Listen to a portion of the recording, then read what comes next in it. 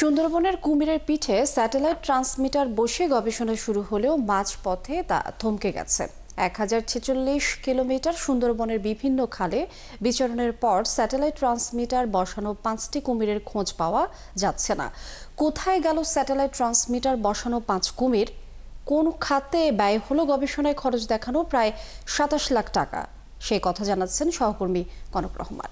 Lily beauty soap, যার anti ageing গুণ তারুণ্য ধরে রেখে ত্বকে করে উজ্জ্বল। তারুণ্যময় উজ্জ্বল ত্বকের জন্য রিমার্ক। জুলিয়েট, মধু, পুটিয়া, হারবাড়িয়া ও জোংরা এগুলো কোনো এলাকা বা মানুষের নাম নয়, এসবই কুমিরের নাম। করমজল থেকে স্ত্রী কুমির জুলিয়েট, মধু ও জোংরা, আর সুন্দরবন থেকে সংগ্রহ করা হয় পুরুষ কুমির পুটিয়া ও হারবাড়িয়াকে।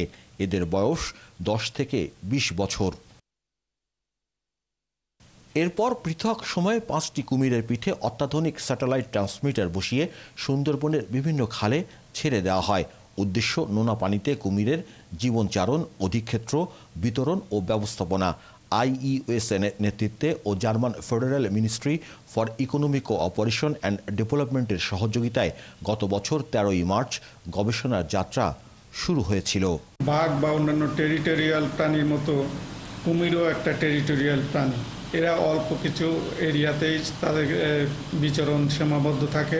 এরা আজকে এক জায়গায়, কালকে এক জায়গায়, পরশু এক জায়গায় এরকম খুব বেশি বিচরণ করে না। তাদের অল্প কয়েক কিলোমিটারের ভিতরে তারা সবসময় সীমাবদ্ধ থাকে।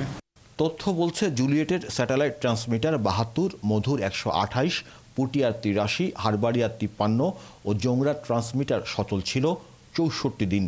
এর মধ্যে জুলিয়েটের 145, মধু 170, পুটিয়া 204, হারবাড়িয়া 51 ও জোংরা 473 কিলোমিটার সুন্দরবনের বিভিন্ন খাল ঘুরেছে।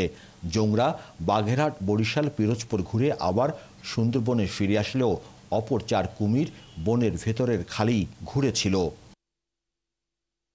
সর্বমোট 5 বর্গ কিলোমিটার বিচরণের পর সর্বশেষ চলতি বছরের 19 এপ্রিল কুমির পুটিয়ার স্যাটেলাইটের অস্তিত্ব পাওয়া গেলেও অপর 4টি কুমিরের স্যাটেলাইট বিচ্ছিন্ন হয় গত বছরের জুলাইয়ে। 5টি কুমির এখন কোথায়, কী অবস্থায় আছে, আদৌ বেঁচে আছে কিনা?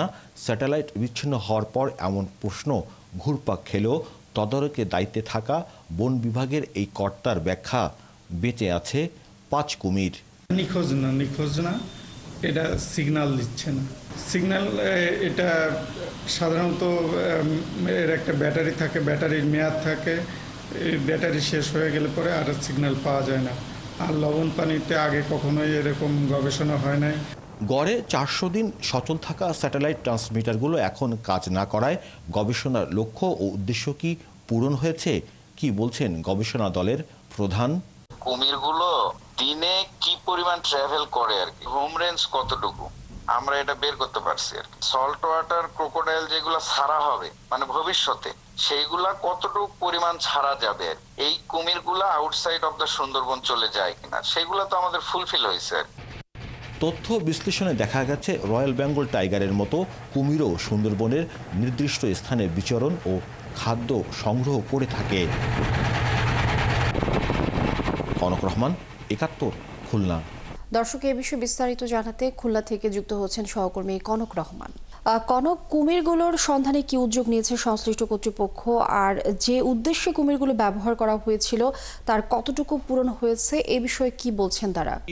হারবাড়িয়া, মধু এবং জোংরা, এই 5টি কুমির আসলে কোথায় আছে, কি অবস্থায় আছে, স্বাভাবিকভাবেই এই প্রশ্ন জেগেছিল যখন আমি এই প্রতিবেদনটি তৈরি করি। তবে এই বিষয়ে বন বিভাগ এবং সংশ্লিষ্ট যারা গবেষক তারা বলছেন আপাতত বলা যাচ্ছে না যে এই 5টি কুমির কোথায় আছে। তাহলে প্রশ্ন করেছিলাম যে অত্যাধুনিক যে ট্রান্সমিটার বসানো হয়েছে, স্যাটেলাইট ট্রান্সমিটার, তাহলে এই ট্রান্সমিটার গুলো কাজ করছে না কেন? ট্রান্সমিটার গুলো কাজ করছে না যেই বিষয়টি তারা বললেন সেটা হচ্ছে যে লবণাক্ততার কারণে, এবং যেহেতু কুমিরগুলোর পিঠে প্রথমবারের মতো লবণাক্ত কুমিরের পিঠে এই ট্রান্সফরমার গুলো বসানো হয়েছে, সেই কারণে হয়তোবা ঠিক মতো কাজ করছে না।